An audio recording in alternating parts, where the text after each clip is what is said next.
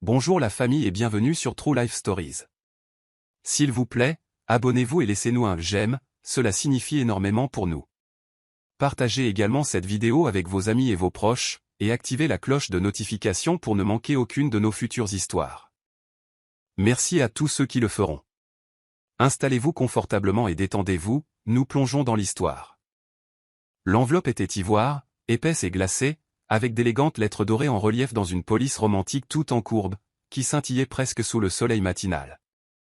Elle gisait dans la boîte aux lettres de Sophia Walker telle une malédiction dorée, sa présence bien plus lourde que ne devrait l'être un simple morceau de papier. Elle resta figée sur le pas de la porte de son appartement de Back Bay, ses doigts se resserrant sur le courrier alors que ses yeux se fixaient sur les noms inscrits au recto, Jessica Whitmore et Eric Nolan. Vous êtes cordialement invités. L'estomac de Sophia se noua. Elle entra sans même retirer ses chaussures, ses bottes claquant doucement sur le parquet ciré. Le silence de son appartement l'enveloppa comme un manteau familier. Cela sentait légèrement l'eucalyptus et le nettoyant au citron, chaque chose était à sa place, exactement comme elle l'aimait.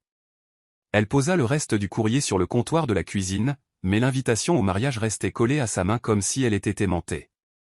Elle la fixa de nouveau, puis, avec un soupir agacé, déchira le seau et déplia le carton.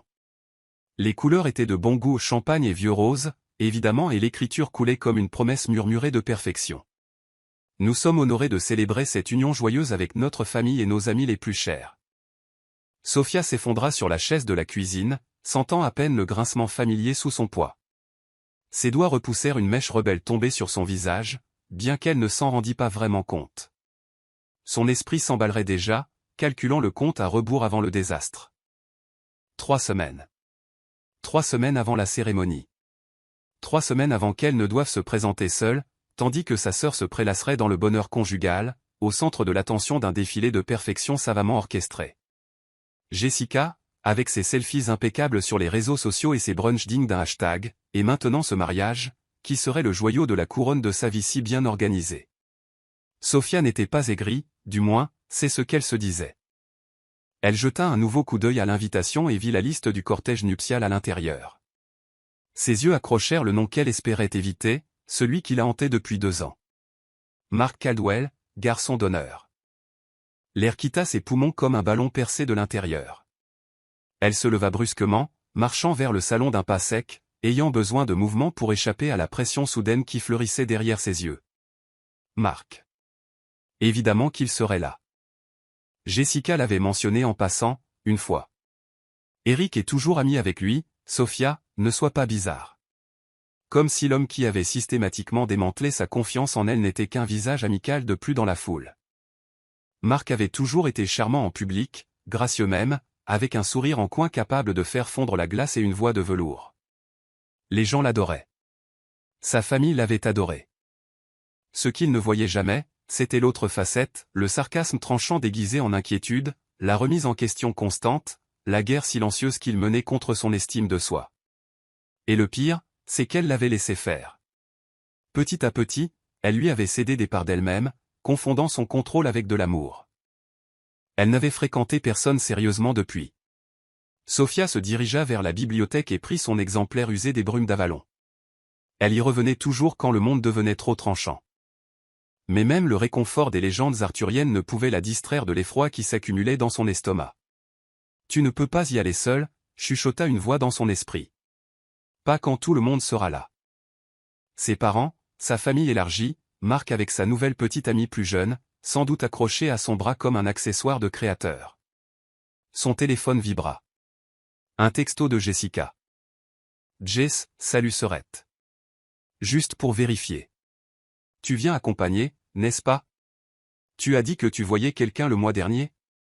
Maman pose déjà des questions. » Sophia fixa l'écran. Elle n'avait pas dit qu'elle voyait quelqu'un. Du moins, elle ne pensait pas l'avoir fait. Mais peut-être avait-elle marmonné quelque chose de vague pour éviter une autre discussion sur la congélation de ses ovocytes ou sur la nécessité de se remettre en selle. Elle pouvait presque entendre la voix de sa mère. « Tu ne rajeunis pas, Sophia. Les hommes n'attendent pas éternellement. » Une pulsation aiguë apparut derrière ses yeux.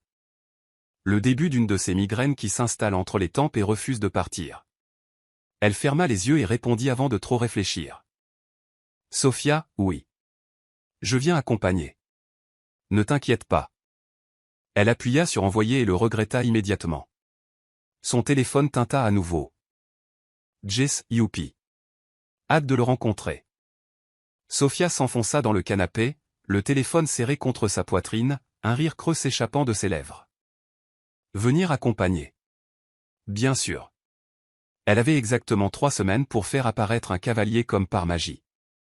Parce qu'entrer seule à ce mariage avec Marc présent, souriant en coin, la jugeant silencieusement, n'était pas une option. Ce qu'elle ignorait alors, tandis que son regard dérivait vers la lumière tamisée du soir tombant sur le sol, c'est que l'homme qu'elle trouverait ne viendrait ni d'une application de rencontre ni de la recommandation d'un ami. Ce serait quelqu'un qui n'appartenait pas tout à fait au monde dans lequel elle vivait. Quelqu'un cachant sa propre vérité. Un homme qui n'existait que la nuit. Tout a commencé par une envie. Pas une envie de compagnie ou d'objectif. Sophia avait appris à ranger ces choses-là comme de vieilles lettres dans un tiroir oublié. Non, c'était une envie de quelque chose de plus simple. De la nourriture chaude qui ne sortait pas du micro-ondes. Un verre de vin versé par quelqu'un d'autre. Le doux bourdonnement d'un restaurant où personne ne lui poserait de questions sur sa vie amoureuse. Ainsi, sur un coup de tête, elle quitta son appartement ce jeudi soir, troqua son gilet en laine grise contre un manteau bleu marine, et erra dans les ruelles sinueuses de Boston jusqu'à se retrouver devant un endroit qu'elle n'avait jamais remarqué auparavant. Gérard S. L'enseigne était petite, en laiton, et discrète. Le lieu était légèrement en retrait du trottoir, son éclairage ambré et doux se déversant à travers les fenêtres embuées comme une invitation chuchotée juste pour elle. L'intérieur semblait chaleureux, intime, les tables éclairées par des bougies, pas par des iPads. Pas de musique forte. Pas de transactions commerciales résonnant depuis les banquettes d'angle. On aurait dit un secret. Elle entra et fut instantanément accueillie par une odeur de romarin, d'ail et de quelque chose de riche et savoureux mijotant lentement.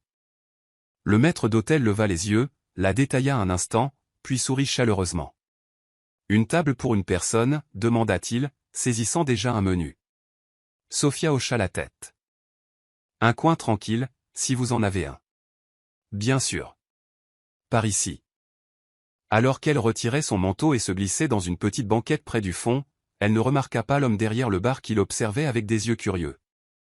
Des yeux noisettes parsemés de quelque chose de plus vif. Il ajusta sa manchette, puis se dirigea vers sa table avec une aisance rodée. Bonsoir, fit la voix, douce, mais avec un fond de fatigue qu'elle ne parvenait pas à situer. Je suis Richard. Je m'occuperai de vous ce soir. Elle leva les yeux et, un instant, ne répondit pas. Il n'était pas ce qu'elle attendait d'un serveur dans un bistrot de quartier tranquille. Grand, propre sur lui, vêtu simplement de noir, mais sa posture ne criait pas l'hospitalité servile. Il ne récita pas les suggestions du jour avec une joie robotique. Il ne se présenta pas avec un sourire répété.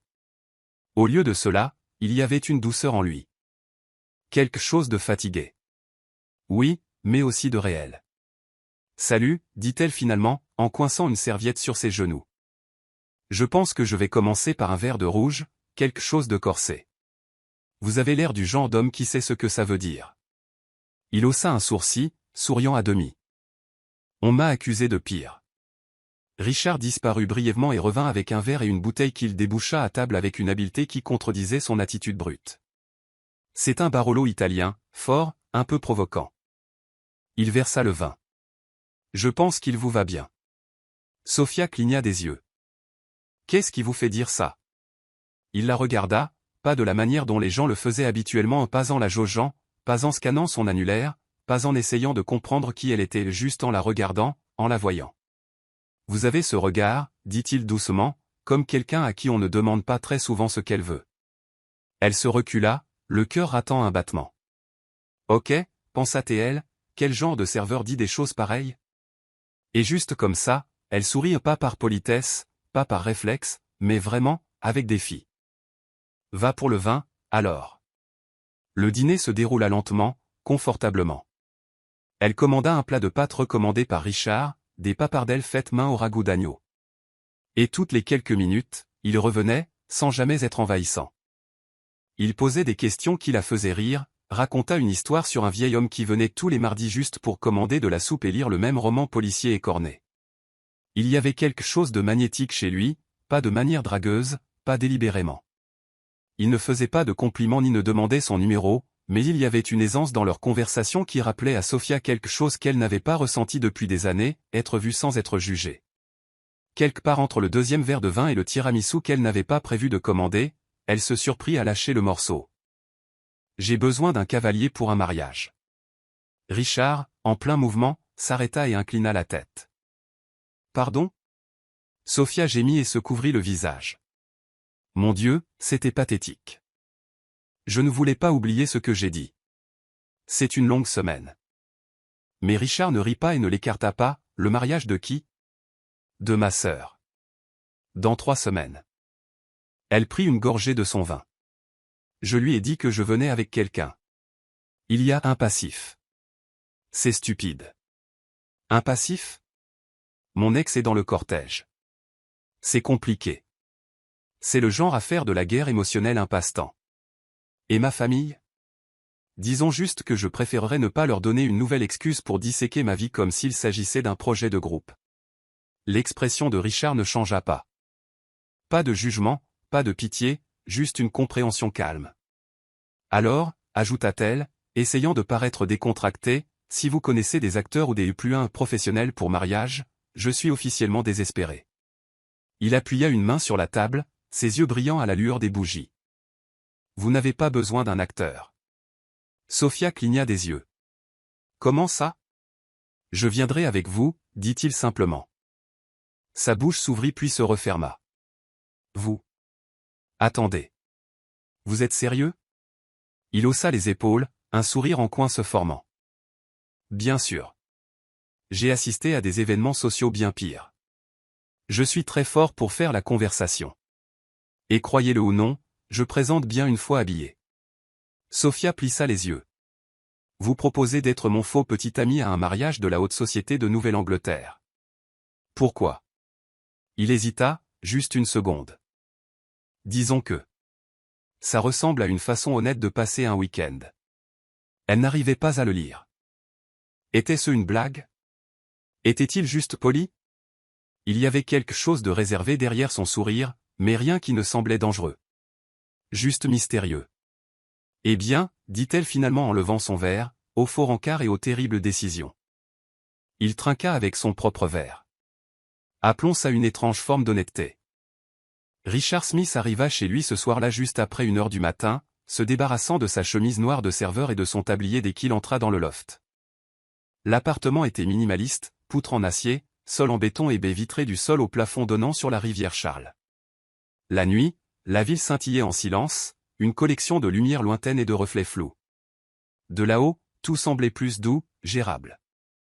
Il se tenait à la fenêtre, torse nu et pieds nus, sirotant un verre de scotch, son esprit non pas sur la ligne d'horizon mais sur la femme qui avait inopinément troublé sa nuit, Sophia. Elle avait cette qualité rare qu'il n'avait pas vue depuis des années. Une retenue qui n'était pas de la méfiance, une intelligence qui n'était pas une performance. Elle n'avait pas essayé de l'impressionner. En fait, elle avait eu l'air de vouloir disparaître lorsqu'elle était entrée pour la première fois. Mais quand elle souriait, mon Dieu, c'était comme être vue à nouveau. Richard se passa une main sur le visage, puis entra dans la salle de bain et ouvrit la douche. Demain, le costume sortirait du placard. Demain, il revêtirait le personnage qui payait les factures, lui valait une admiration réticente et des profils dans les magazines.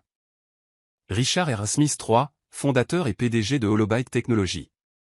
Un homme qui avait donné au monde 2 applications de productivité utilisées mondialement, une plateforme de planification par IA à haute efficacité, et plus récemment, un algorithme d'optimisation vocale controversé que Fortune avait qualifié de prochain disrupteur de la Silicon Valley. Il détestait ce mot. Disrupteur. Cela rendait tout si violent. Il ne s'agissait pas de disruption. Il s'agissait d'évasion. Et l'ironie? Il avait bâti une technologie qui connectait des milliards de personnes, et pourtant, il n'avait personne dans sa vie qui voyait au-delà de l'image de marque. Personne, sauf peut-être une femme qui pensait qu'il n'était qu'un serveur. Il n'avait pas prévu de continuer à travailler chez Gérard S aussi longtemps. Cela avait commencé comme une blague, une sorte de congé sabbatique auto-imposé lorsque le conseil d'administration l'avait poussé vers un lancement de produits qu'il détestait. Il avait pris 3 mois de congé, confier les opérations quotidiennes à son directeur des opérations et décider de s'évanouir dans le monde de la normalité. Mais le restaurant avait quelque chose qu'il n'avait pas ressenti depuis des années. Un vrai contact humain. Pas de pitch. Pas d'investisseur. Personne n'essayant de gratter une opportunité. Là-bas, il était juste Richard. Il aimait être invisible. Il aimait demander aux gens comment s'était passée leur journée et obtenir de vraies réponses. Il aimait que personne ne le googlise après lui avoir parlé. Et il aimait pouvoir servir une côte de bœuf parfaitement cuite et être remercié pour cela, sans être cité dans le Wall Street Journal comme un prophète. Il sortit de la douche, se sécha et entra dans son bureau à domicile, un coin élégant du loft qui ressemblait toujours plus à une salle de guerre qu'à un espace de vie. Les écrans s'illuminaient de mails, de messages, de chaînes Slack d'une douzaine d'équipes sur 3 continents. Les investisseurs voulaient des projections trimestrielles. Un capital risqueur faisait pression pour un autre tour de table. Il ignora tout cela. Au lieu de cela, il ouvrit un nouvel onglet de navigateur et tapa « Service de témoins à louer, Boston ». Une demi-douzaine de résultats apparurent. Escorte, agence, entreprise aux noms élégants comme Social Plus et Chameleon Date. Rien de tout cela ne sonnait juste. Sophia n'avait pas demandé un acteur. Elle avait besoin de quelqu'un qui pourrait se tenir à ses côtés et la faire se sentir inébranlable. Pas parce qu'il avait un script, mais parce qu'il le pensait. Il ouvrit son téléphone et composa son numéro, qu'il avait noté après qu'elle l'eût griffonné sur une serviette, presque après coup, comme si elle s'attendait à moitié à ce qu'il disparaisse. Richard, salut. J'ai passé un très bon moment ce soir. Je pensais ce que j'ai dit. Si tu veux toujours un faux rencard, je suis partant, mais à une seule condition. Il fit une pause, puis tapa, pas de comédie en dehors du mariage. Je veux apprendre à te connaître, même si c'est juste pour 3 semaines. Il appuya sur envoyer avant de pouvoir se raviser. Le lendemain matin, Richard était assis en face de son conseil d'administration, vêtu d'un costume bleu marine sur mesure, les manches retroussées précisément jusqu'au poignet. La salle de réunion était une cage de verre remplie de soleil, de café stérile et de demi-vérité. Richard, nous avons le MIT Press qui bourdonne autour de l'audit des capitaux propres, dit un cadre. Tu veux qu'on donne le feu vert à la réponse médiatique? Bien sûr, dit Richard. Assurez-vous juste que le ton donne l'impression qu'on s'en soucie. Cela lui valut quelques rires polis. Son téléphone vibra dans sa poche. Il ne le vérifia pas tout de suite, pas avant que la réunion ne s'interrompe pour le déjeuner. Sophia, condition acceptée. Ne renverse juste pas de vin rouge sur ma mère. Ou peut-être que si. Il sourit, empocha le téléphone et se leva pour quitter la salle de réunion. Richard appela son directeur des opérations, où vas-tu? Je prends le reste de la journée, répondit-il. Il ne dit pas pourquoi. Il ne dit pas qu'il avait un déjeuner avec une femme qui ne savait pas qu'elle parlait à un homme valant 9 chiffres. Elle ne connaissait que la version de lui qui lui apportait du vin et l'écoutait comme si cela comptait. Et peut-être, juste peut-être, que c'était la seule version qui valait la peine d'être gardée. La première répétition eut lieu dans un café près de Copley Square. Terrain neutre, avait insisté Sophia. Pas trop huppé, pas trop branché. Juste assez de monde pour qu'il n'ait pas l'air suspect en pratiquant l'art subtil du faire semblant. Sophia arriva en avance, comme toujours, carnet en main. Elle avait préparé une histoire de 2 pages sur leur relation. Comment ils s'étaient rencontrés, amis communs lors d'une fête du 4 juillet, leur premier rendez-vous, faire de la voile sur la rivière Charles, et leur habitude de couple la plus attachante, se disputer sur le meilleur parfum de beignet chez Union Square Donuts. Elle disait érable bacon. Il disait n'importe quoi d'autre. Richard arriva avec 5 minutes de retard, un sourire amusé aux lèvres et un plateau portant 2 boissons. Je t'ai deviné comme étant le genre de personne à boire des lattes au lait d'avoine, dit-il en le faisant glisser sur la table. Sophia haussa un sourcil. Qu'est-ce qui m'a trahi? Tu dégages le genre d'efficacité qui ne tolérerait rien de moins que du lait d'avoine, dit-il en s'asseyant. Et aussi, tu ressembles à quelqu'un qui a lu des articles sur l'impact des produits laitiers sur l'humeur. Elle eut un sourire en coin malgré elle. Touchée. Ils commencèrent à passer en revue l'histoire, Sophia tapotant ses notes sur la table comme un avocat de la défense préparant un témoin clé. Richard, quant à lui, semblait plus intéressé à l'observer qu'à mémoriser les détails. Tu prends ça très au sérieux, dit-il après qu'elle l'eut corrigé sur la chronologie pour la 3e fois. Ce n'est pas une blague, Richard. Ma famille t'interrogera comme un candidat à l'embauche. Il guette le contact visuel, le ton de la voix. Une année, le petit ami de ma cousine a été tellement cuisiné qu'il a simulé un coup de fil et est parti pendant la salade. Elle l'a revu? Non. On dit qu'il a déménagé dans le Maine et qu'il cultive des champignons shiitake maintenant. Il rit, un son plein et authentique qui prit Sofia au dépourvu. Je ne vais pas m'enfuir, dit-il, et je peux gérer l'inquisition espagnole. Mais j'ai une idée folle. Il se pencha en avant. Et si on arrêtait de répéter et qu'on apprenait juste à se connaître? Sofia hésita. Tu veux dire, vraiment parler comme de vraies personnes? Terrifiant, je sais. Elle se renfonça dans sa chaise, croisa les bras. D'accord. De vraies questions alors, acquiesça Richard. Vas-y, elle réfléchit un instant, puis demanda, qu'est-ce que tu fais quand tu ne sers pas du vin et que tu ne lis pas les expressions faciales des femmes? Il marqua une pause. Ment, chuchota son instinct. Mais quelque chose chez elle le poussa à répondre honnêtement. Eh bien, la plupart du temps. Je fais du conseil, dit-il. Dans la tech. Start-up. Stratégie, principalement. Sofia plissa les yeux. Du conseil. C'est assez vague pour être vrai et complètement bidon en même temps. Richard sourit. Tu te méfies de tout. J'aime ça. Des années de pratique. Il prit une gorgée de son café. À ton tour. Sofia tapota sa tasse. Ok, quelle est la chose que tu n'as jamais dite à personne? Il ne s'y a pas. Je pense que le succès m'a rendu plus seul, dit-il. Tout le monde veut quelque chose quand on est perçu comme précieux. Personne ne s'intéresse à qui tu es quand tu n'es pas en représentation. Elle le fixa. Pas de sarcasme. Pas de sourire. Juste un homme disant la vérité comme s'il avait attendu que quelqu'un pose la question correctement. Sa voix s'adoucit. Ça ne ressemble pas à du conseil. Il haussa les épaules, les yeux toujours rivés sur elle. Et pourtant, ça paie étrangement bien. Sofia n'insista pas. Peut-être aurait-elle dû. Mais à ce moment-là, elle vit quelque chose derrière le serveur et les répliques polies, une agitation qui reflétait la sienne. La semaine suivante, ils se revirent. Puis encore. Le café se transforma en longue promenade dans le jardin public. Ils s'entraînèrent à se tenir la main jusqu'à ce que cela cesse d'être bizarre. Sofia fit semblant de ne pas remarquer la façon dont le pouce de Richard effleurait doucement le sien quand personne ne regardait. Richard ne fit aucun commentaire sur la façon dont la voix de Sofia s'adoucissait lorsqu'elle ne portait pas son armure de grande sœur. Ils se disputèrent à propos de films, de chiens contre chats, et sur la question de savoir si une bibliothèque parfaitement rangée était un signal d'alarme ou une vertu. Ils se taquinaient et se chamaillaient comme de vrais couples. Parfois, elle se surprenait à rire et oubliait que tout cela était censé être une comédie. Un soir, après un dîner dans un restaurant de ramen tranquille à Cambridge, Sofia regarda Richard de l'autre côté de la table et demanda « Qu'est-ce qu'on fait, là ?» Il ne fit pas semblant de ne pas comprendre. « On se prépare pour un rôle, dit-il point. Un week-end, un mariage.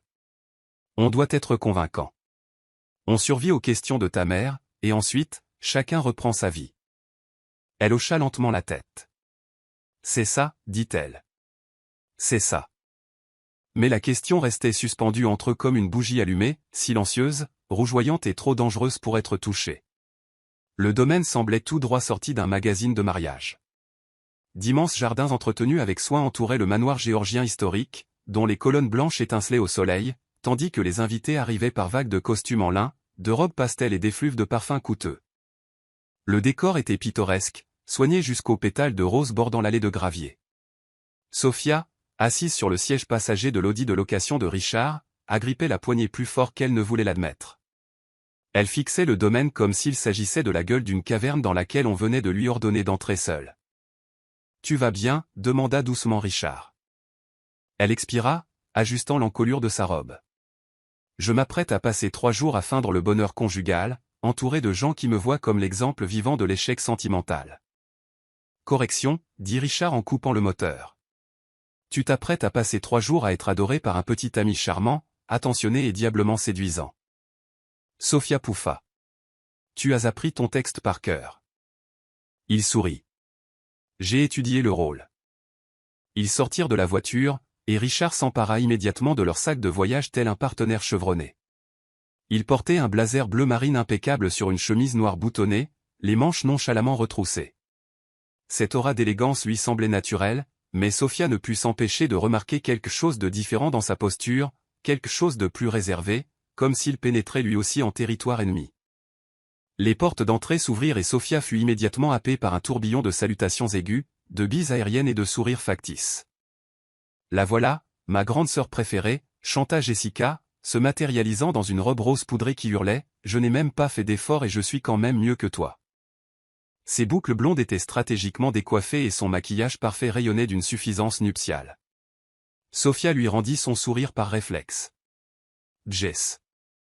Les yeux de Jessica glissèrent vers Richard, s'attardant juste assez longtemps pour enregistrer qu'il était, en effet, séduisant. « Et voici donc Richard », ronronna-t-elle. « Waouh ! Sophia, tu n'avais pas précisé qu'il était aussi présentable. » Richard tendit la main avec une assurance parfaite. « Ravi de vous rencontrer, Jessica. Sophia m'a tellement parlé de vous, surtout de votre charme implacable. » Jessica se rengorgea, visiblement prise au dépourvu. « Eh bien, nous sommes ravis que vous ayez pu venir. Le dîner de répétition est à 18h, cocktail sur la pelouse juste avant. Suivez simplement le bruit des rires forcés et des flûtes de champagne. » Sur ce, elle disparut, laissant Sophia étourdie et Richard totalement imperturbable. « Elle est quelque chose, » dit Richard alors qu'ils entraient. Sophia soupira.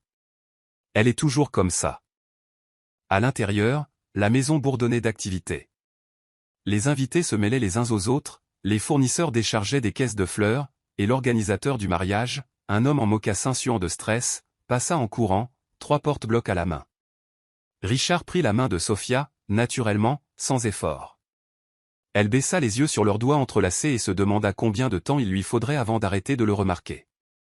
Plus tard dans la soirée, alors que le soleil commençait à plonger derrière le domaine, projetant une lumière dorée sur le jardin, il se tenait parmi la foule des premiers invités à l'heure du cocktail.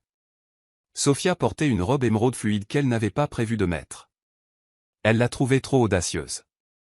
Mais quelque chose dans l'expression de Richard lorsqu'elle était sortie de la chambre d'amis avait fait taire ses doutes. Richard, quant à lui, se fondait dans la foule comme s'il y était né. Il savait tenir un verre de vin sans le renverser, faire la conversation poliment avec une tante ennuyée, et détourner les questions sur son travail sans rien révéler du tout. « Mon Dieu, il est parfait », chuchota l'une des cousines de Sophia, pas si discrètement, derrière un arrangement floral. Sophia rougit. « Tu ne m'aides pas. »« Je dis juste ce que je vois », répondit la cousine, les yeux écarquillés. « Il a des avant-bras solides. C'est génétique. Ça ne s'invente pas. » Mais ce ne fut qu'à l'arrivée de Marc que la détermination de Sophia commença à vaciller. Il entra, vêtu d'un costume sur mesure, affichant son sourire narquois habituel. Sa petite amie mannequin du mois le suivait, dans une robe de taille trop petite et des talons conçus pour attirer l'attention. Sophia se raidit. Richard le remarqua immédiatement. Sans perdre le rythme, il glissa son bras autour de sa taille, l'attirant doucement contre lui. Son pouce traça un cercle presque imperceptible contre son flanc, un geste d'ancrage, calme, intime. Marc les repéra et s'approcha, ce sourire suffisant toujours aux lèvres. « Sophia, » dit-il avec une fausse chaleur. « Tu as l'air courageuse. » Richard s'avança avant qu'elle ne puisse répondre. « Bonjour. Je suis Richard. Je suis le petit ami qui sait reconnaître la manipulation toxique quand il la voit. » Le sourire de Marc vacilla, juste un instant. Sophia cligna des yeux. Elle n'avait jamais entendu personne prononcer ces mots devant Marc. Il avait toujours agi comme si ce concept n'existait même pas. La petite amie de Marc gloussa maladroitement. « Je vais chercher un autre verre. » Marc hésita, lança à Richard un long regard calculateur, puis se détourna. Sophia resta silencieuse, à moitié stupéfaite, le cœur battant la chamade dans sa poitrine. « Tu n'étais pas obligé de dire ça, » murmura-t-elle, les yeux fixés sur l'allée du jardin où Marc avait disparu. « Non, » répondit doucement Richard, ses bras toujours autour d'elle. « Mais je voulais le faire. » Elle se tourna pour le regarder vraiment. La façon dont sa mâchoire se serrait avec une conviction tranquille. La façon dont il la tenait comme si c'était une seconde nature. Cela ne faisait pas partie de la comédie. Et pour la première fois depuis qu'ils avaient commencé cette ruse, Sophia ressentit quelque chose de dangereusement proche du réel. Le matin du mariage arriva sous une couche de brume qui s'accrochait à la pelouse comme un secret refusant de se lever. Sophia était assise au bord du lit de la chambre d'amis, sa robe encore zippée dans sa housse, son téléphone brillant de messages non lus. Les invités chuchotaient depuis l'aube des absurdités à propos d'un scandale lors du brunch. Quelqu'un avait pris une photo, un invité avait reconnu le petit ami de Sophia. Elle n'y prêta pas attention jusqu'à ce qu'un message change tout. M'a dit, Sophia, est-ce que Richard n'est pas le gars de l'application Holobyte? Vérifie ta boîte mail. Quelqu'un vient d'envoyer une capture d'écran d'un article de Forbes. C'est un milliardaire de la tech. L'estomac de Sophia se noua. Elle tapota furieusement pour ouvrir la pièce jointe, et là, c'était sous ses yeux. Richard Leonard Smith III, en couverture du Forbes Tech Weekly, les bras croisés dans un costume gris anthracite. Les mêmes yeux, la même bouche, la même intensité tranquille.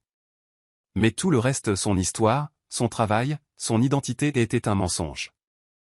Le titre hurlait, le milliardaire invisible, comment Richard L. Smith est devenu l'homme le plus puissant et le plus secret de la Silicon Valley. Sophia lut l'article avec des doigts tremblants. Fondateur d'Holobyte, connu pour éviter la presse, rumeur de longue période sabbatique loin du monde de la technologie. Certains disent qu'il mène une double vie. Elle lâcha le téléphone. Il y avait eu des signes, n'est-ce pas? La façon dont il détournait toujours les questions sur son travail. Son étrange mélange d'humilité et de lassitude du monde. Son dédain silencieux pour le luxe, alors même qu'il évoluait dans ce monde comme quelqu'un habitué à commander. On frappa à la porte. Sophia? Sa voix. Elle ne répondit pas. Je peux entrer? Toujours le silence. Mais la porte grinça et s'ouvrit quand même. Richard se tenait dans l'encadrement, toujours en pantalon de costume et chemise blanche déboutonnée au col. Pas de blazer. Pas de cravate. Juste l'homme qui lui avait apporté du vin, l'avait fait rire, lui avait tenu la main comme si cela comptait. Elle se tourna lentement vers lui. Tu m'as menti. Il entra, fermant doucement la porte derrière lui. Je n'ai pas menti, dit-il avec précaution. Je ne t'ai pas tout dit. C'est censé être mieux. Sa voix se brisa. Colère ou douleur, elle ne savait pas, tu m'as laissé croire que tu étais serveur, un type anonyme qui se trouvait juste être bienveillant. Je t'ai fait confiance parce que tu n'étais pas comme tous les autres. Je ne voulais pas l'être, dit-il, la voix basse. C'est tout le problème. Le problème? Sophia se leva, les mains tremblantes. Richard, je t'ai fait entrer dans ma vie, dans ma famille, parce que je pensais que tu étais sûr. Réel. Pas juste un autre homme se cachant derrière un costume plus cher. Il tressaillit légèrement à ces mots. Je n'avais pas prévu ça, dit-il. Quand on s'est rencontrés, j'étais fatigué. Des conseils d'administration. Des conversations artificielles. D'être une marque. Je travaillais chez Gérard parce que là-bas, personne n'en avait rien à faire de qui j'étais. Et puis tu t'es assise à cette table. Et tu n'en avais rien à faire non plus. Tu m'as regardé et tu as vu une personne. Sophia croisa les bras, clignant fort des yeux. Ce n'est pas ce qui me blesse. Alors qu'est-ce qui te blesse? Que j'ai commencé à croire que c'était réel, chuchota TL. Pas juste le rôle. Pas juste le mensonge qu'on a répété. Je pensais que tu me voyais, moi aussi. Sa voix se brisa. C'est le cas. Pendant un moment, aucun d'eux ne bougea. Le bourdonnement d'une musique lointaine entrait par la fenêtre entr'ouverte. Quelque part sur le domaine, les gens se préparaient à la joie, au spectacle. Dans cette pièce, on avait l'impression que tout s'effondrait. Richard s'approcha. Sophia, je sais que tu es blessée. J'aurais dû te le dire. Mais je n'ai pas menti pour te manipuler. Je voulais juste être quelqu'un en qui tu pourrais avoir confiance. Quelqu'un que tu ne regarderais pas à travers le prisme de l'argent, de la presse ou de la culture tech. Juste un homme qui voulait quelque chose de vrai. Elle secoua la tête. Mais tu ne m'as pas fait assez confiance pour me le dire. Cela l'arrêta net. Elle ramassa la housse de sa robe, la jeta sur son épaule et le frôla en passant la porte. « J'ai besoin d'air, dit-elle. Ne me suis pas. » Sophia erra jusqu'à ce que ses talons lui fassent mal, le long des allées de gravier et devant des fontaines silencieuses. Elle trouva un petit banc sous un saule et s'assit, s'entourant de ses bras, frissonnant malgré l'air chaud. Elle repensa à chaque moment partagé. Chaque sourire. Chaque histoire. Était-il faux eux aussi? Puis elle pensa à Marc. À la façon dont il avait menti pour la contrôler. Comment chaque demi-vérité avait été un jeu de pouvoir. Mais Richard. Richard ne voulait pas le pouvoir. Il voulait la liberté. Et pourtant, il ne lui avait pas confié la vérité. Était-il possible de mentir pour les bonnes raisons? Quelqu'un pouvait-il se cacher, juste pour être vu? Sophia ne revint pas pour la cérémonie. Elle pouvait en entendre le bourdonnement lointain depuis l'endroit où elle était assise. Les vœux, les rires, les applaudissements polis. La perfection orchestrée de tout cela s'élevait des jardins comme un parfum synthétique qu'elle n'avait jamais vraiment aimé. Elle observa depuis l'arrière de la véranda, juste assez près pour voir Jessica dans sa robe haute couture et Eric, l'air étrange dans la lumière de l'après-midi. C'était beau. Et complètement étranger. Elle n'avait pas pleuré quand Richard avait quitté la chambre. Ni quand la vérité était tombée. Ni quand elle était partie. Mais maintenant, en regardant sa sœur rayonner dans une vie qu'elle n'enviait pas, mais à laquelle elle ne pouvait pas tout à fait appartenir, les larmes vinrent, silencieuses et soudaines. Pas à cause de Richard. Pas entièrement.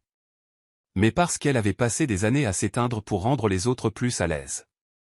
Parce qu'elle avait laissé Marc la convaincre qu'elle était trop et pas assez à la fois. Parce que même lorsqu'elle s'était enfin libérée de lui, elle avait porté l'écho de son jugement comme une ombre cousue à ses talons. Richard avait menti, oui. Mais il ne l'avait pas diminué. Il ne lui avait pas dit de parler moins fort, ou de rêver plus petit. Au contraire, il l'avait regardée. Vraiment regardée. Et semblait croire qu'elle se suffisait déjà à elle-même. Et cela la terrifiait. Plus tard dans la soirée, le mariage fit place à la réception. Sophia observait depuis un balcon du 2e étage alors que les bouchons de champagne sautaient. Les guirlandes lumineuses s'allumèrent. Et la piste de danse s'anima d'une joie soigneusement chorégraphiée. Elle entendit la voix de Marc avant de le voir. « Je me doutais que tu bouderais dans un coin, dit-il derrière elle. » Elle ne tressaillit pas, « Tu as toujours eu de si hautes attentes envers moi. » Il entra dans son champ de vision, verre à la main, sourire en coin toujours en place. « Je suis surpris que ton petit rencard ne t'ait pas rejointe ici. Quoique, j'imagine qu'une fois le masque tombé, c'est dur de continuer à faire semblant. » Sophia se tourna pour lui faire face complètement. « Et pourtant, tu en as fait une carrière. » Son sourire s'amincit. « Ce n'est pas moi qui joue à la dinette avec un milliardaire qui se prend pour un serveur. » Non, dit-elle, la voix basse. Toi, tu es celui qui a érodé ma confiance pendant 4 ans, et qui pense encore avoir le droit de commenter ma vie comme s'il avait une place à ma table. Cela l'ébranla. Juste une lueur. Tu as toujours été dramatique. Non, corrigea-t-elle. J'ai toujours eu peur. C'est toi qui m'as appris ça. Tu m'as fait croire que je n'étais aimable que lorsque j'étais silencieuse. Que je devais mériter le droit d'être entendue. Richard a peut-être caché qui il est, mais il ne m'a jamais fait douter de qui je suis. Toi, si. Et je te l'ai laissé faire. Marc ricana. Tu réécris l'histoire. Elle s'avança. Non, je me la réapproprie. Il ouvrit la bouche pour répondre, mais Sophia le dépassait déjà, sortant de l'ombre pour rejoindre l'air nocturne et le bourdonnement de la réception. Elle ne s'attendait pas à trouver Richard encore là. Mais il y était. Appuyé contre un arbre au-delà de la terrasse, veste tombée, chemise froissée, cravate introuvable. Il ressemblait à quelqu'un qui attendait. Pas parce qu'il s'attendait à ce qu'elle vienne, mais parce qu'il ne pouvait pas tout à fait se résoudre à partir. Quand il la vit, il se redressa, faillit dire quelque chose, puis s'arrêta. « Je ne devrais pas être là, dit-il doucement. » Elle s'approcha. « Mais tu le es. » Il la regarda avec un mélange d'espoir et d'excuse. « Je ne voulais pas gâcher ça. » « Rien de tout ça. »« Tu n'as rien gâché, dit-elle. Tu as juste été honnête trop tard. » Il expira. « Je voulais être le genre d'homme qui méritait ta confiance avant de te dire pourquoi je pourrais ne pas la mériter. Sophia croisa les bras. Tu voulais contrôler la façon dont je te voyais. Oui, admit-il. Parce que j'ai passé toute ma vie d'adulte à être vu pour les mauvaises raisons. Elle hocha lentement la tête. Et j'ai passé la mienne à croire que je ne valais pas la peine d'être vu du tout. Un silence passa entre eux. Doux. Lourd. Tu as été la première personne, dit-elle, la voix douce, qui ne m'a pas donné l'impression de devoir m'excuser d'être compliqué. Richard s'approcha. Et tu as été la première personne qui ne m'a pas traité comme un produit. Ou un exemple à ne pas suivre. Ou une marque. Sophia leva les yeux vers lui, la douleur dans sa poitrine cédant enfin la place à la clarté. Tout ça a commencé par un mensonge, dit-elle. Mais nous avons construit quelque chose de vrai à l'intérieur, non? Il tendit la main vers elle, lentement, comme une question. Oui, dit-il. C'est vrai. Ils ne s'embrassèrent pas. Pas encore. Au lieu de cela, ils restèrent là, sous les guirlandes lumineuses, la musique et les rires lointains d'un mariage pour lequel ils n'avaient plus besoin de jouer la comédie. Deux personnes, enfin dépouillées de tout artifice. Pas parfaites. Mais honnêtes. 2 semaines s'étaient écoulées depuis le mariage. Les matins étaient plus frais maintenant, touchés par l'épaule naissante de l'automne. Sophia était assise à son bureau dans son appartement de Back Bay, son ordinateur portable ouvert, le curseur clignotant en haut d'un document Word vierge. Une date limite pour soumettre une nouvelle planée à minuit. Et pour une fois, elle ne procrastinait pas par peur. Elle faisait une pause parce que l'histoire qu'elle voulait raconter ne semblait pas fictive. C'était l'histoire d'une femme qui prenait un inconnu pour quelqu'un de simple, pour découvrir ensuite la complexité derrière le silence. L'histoire de 2 personnes faisant semblant de ne pas tomber amoureuses jusqu'à ce qu'elles n'aient plus de mensonges derrière lesquels se cacher. C'était son histoire. Sophia n'avait pas eu de nouvelles de Richard depuis le soir du mariage. Pas parce qu'ils s'étaient quittés en mauvais termes. Ce n'était pas le cas. Leurs adieux avaient été hésitants, respectueux. Quelque chose d'honnête était passé entre eux sous ces lumières. Mais aucune promesse n'avait été faite. Pas de déclaration dramatique. Juste 2 personnes qui avaient laissé tomber le masque et se tenaient face à la question « Et maintenant ?» Et puis la vie, de sa manière doucement cruelle, avait repris le dessus. Elle était retournée à son travail, aux demandes de subventions et aux feuilles de calcul, aux soirées calmes remplies de livres et de plats à emporter. Et pourtant, tout semblait altéré, comme si elle avait franchi une porte invisible et ne pouvait plus revenir en arrière. Richard était retourné là où vont les PDG de la tech après avoir tombé le masque. Pour autant qu'elle le sache, il était à l'autre bout du pays pour lancer un produit ou donner une conférence devant une salle remplie d'hommes en gilet sans manches qui se qualifiaient de leaders d'opinion. Elle ne s'attendait pas à avoir de ces nouvelles. C'est pourquoi, un mardi après-midi, lorsque la sonnette retentit et qu'elle ouvrit pour le trouver là, tenant un sac en papier légèrement écrasé et portant la même veste en cuir usé que le soir de leur rencontre, elle faillit refermer la porte d'incrédulité. « Salut, dit-il, presque timide. J'ai apporté des nouilles. » Sophia cligna des yeux. « Je n'ai rien commandé. »« Ce n'est pas une livraison, dit-il. C'est une offrande de paix.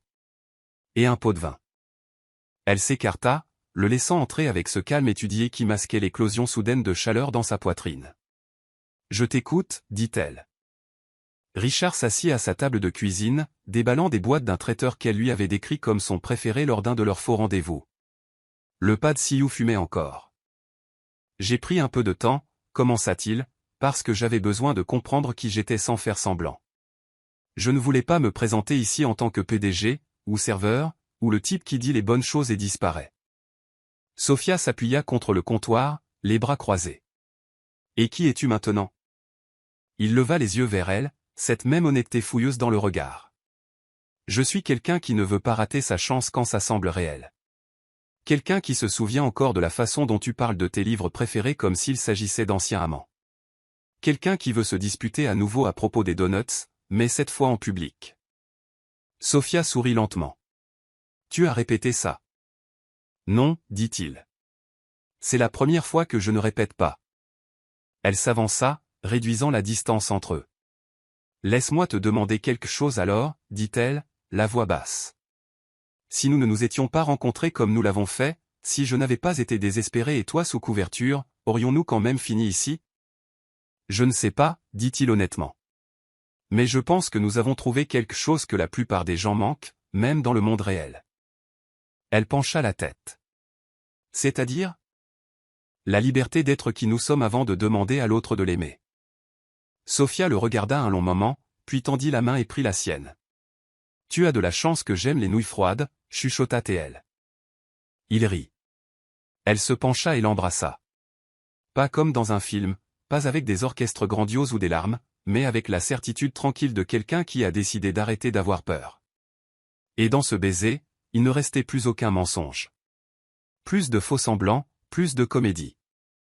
Des mois plus tard, la nouvelle de Sophia, L'homme du soir, fut publiée dans une petite mais respectée revue littéraire. Richard assista à la lecture, assis au premier rang, portant un sweat à capuche et sirotant un mauvais café. Lorsqu'elle s'avança vers le micro, ses yeux rencontrèrent les siens dans la foule, et pendant un instant, ils sourirent tous les deux. Pas parce que c'était parfait ou facile, mais parce que c'était à eux. Pour leur premier rendez-vous officiel, un vrai, pas une répétition de mariage, il ne prévit rien d'extravagant. Pas de réservation sur un toit ni de playlist curatée. À la place, il envoya un texto, choisis une librairie. Je m'occupe des snacks. Sophia choisit celle qu'elle aimait depuis l'université. Une boutique chaleureuse et encombrée à Bécon il appelait Crooked Spin Books, où les allées étaient étroites et le plancher gémissait à chaque pas. Richard arriva avec 2 cafés et un sachet d'amandes caramélisées. Ils errèrent lentement dans les rayons, se taquinant sur leurs habitudes de lecture. Sophia confessa son obsession d'adolescente pour les romances historiques. Richard admit qu'il relisait encore seul sur Mars quand il était stressé, parce que, la science avec des blagues, c'est apaisant. Il ne la pressa pas, n'essaya pas de l'impressionner. Il était juste patient, calme, constant. Et pour la première fois, Sophia réalisa qu'elle n'attendait pas le revers de la médaille. Il n'y avait plus de performance. Ils trouvèrent leur rythme, pas un tourbillon. Les rendez-vous se transformèrent en week-end. Les week-ends en rituels tranquilles. Bagel du dimanche matin, marathon de films tardifs. De longues promenades où aucun des deux ne disait grand-chose mais où ils se disaient tout. Richard ne la poussa jamais. Sophia n'essaya jamais de l'impressionner. Ils se dévoilèrent simplement, couche par couche, comme les pages d'un livre laissé ouvert sur le comptoir de la cuisine. Il rencontra ses parents 6 mois plus tard. La mère de Sophia était maladroite. Son père était confus. Jessica, bien sûr, était aussi impeccable que passive-agressive. Mais Richard fut gracieux, chaleureux. Sophia remarqua qu'ils n'essayaient jamais de corriger leurs hypothèses. Il les laissa arriver à la vérité par eux-mêmes, qu'il n'était pas seulement riche, il était gentil. Et cela comptait davantage. 1 an après le mariage qui avait tout déclenché, Sophia se réveilla avec une enveloppe sur son oreiller. Elle n'était pas sophistiquée, juste blanche, avec son nom griffonné de l'écriture de Richard. À l'intérieur se trouvait une carte, vierge à l'exception d'une ligne, « Retrouve-moi là où j'ai appris qui tu es vraiment ». Elle sourit avant même de finir de lire. 1 heure plus tard, elle entra chez Gérard, le restaurant où tout avait commencé. C'était tôt, l'endroit encore fermé aux clients. Les chaises étaient empilées, les lumières tamisées. Mais Richard se tenait là, attendant à la même table où elle s'était autrefois assise seule avec son verre de Barolo et un cœur rempli d'effroi. Maintenant, elle n'était plus seule. Il ne portait pas de costume, ne jouait aucun rôle. Juste un jean, des manches retroussées et une douce nervosité dans son sourire qui fit faire un saut périlleux à son cœur. Sur la table trônait une petite assiette à dessert surmontée d'une boîte à bagues argentée. Richard s'avança. Pas de grand discours, dit-il. Pas de métaphores intelligentes. Juste ça. Il ouvrit la boîte. À l'intérieur se trouvait une bague en or simple, sertie d'une petite émeraude, de la même couleur que la robe qu'elle portait le soir où elle l'avait fait tomber amoureux d'elle. J'ai menti quand j'ai dit que j'étais juste serveur, poursuivit-il. Mais je n'ai jamais menti à ce sujet. Tu es la seule partie de ma vie qui ait jamais semblé complètement vraie. Et si tu me laisses faire, je veux continuer à construire une vie où tu n'auras plus jamais à cacher qui tu es. Les yeux de Sophia scintillèrent, sa voix était à peine un murmure. Tu fais des métaphores quand même. Richard rit. Désolé. Mauvaise habitude. Elle prit sa main. Richard Smith, dit-elle. Tu peux apporter toutes les métaphores que tu veux. Oui. Il glissa la bague à son doigt. Et pour la 2e fois de sa vie, Sophia quitta le restaurant Gérard. Seulement cette fois, elle ne faisait pas semblant. Elle marchait vers un avenir qu'elle avait elle-même choisi. Nous sommes arrivés à la fin de l'histoire. J'espère que vous l'avez apprécié. Laissez un j'aime et abonnez-vous à ma chaîne YouTube pour d'autres histoires intéressantes.